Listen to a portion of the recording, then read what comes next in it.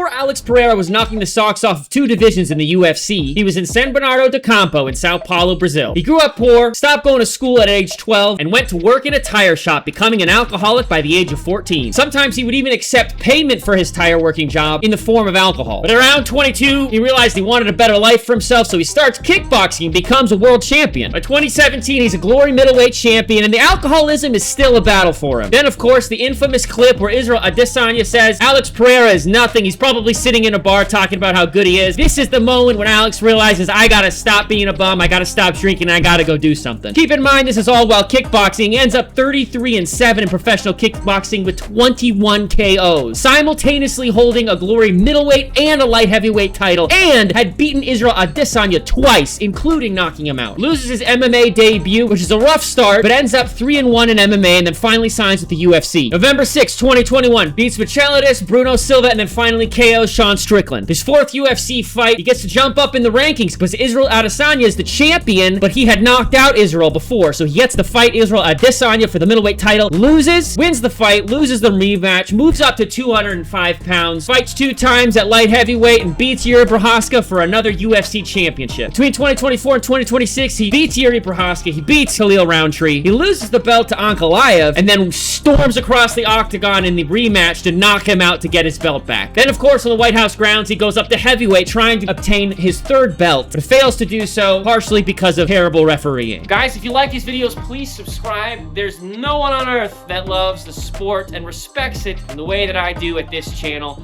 I hesitate to even call it a sport because these are warriors going to war. Subscribe here, and if you like stories of the most incredible fighters in the world, go check out my other page, Owen Lee Productions. I put a lot of time, money, and effort into these incredible documentaries.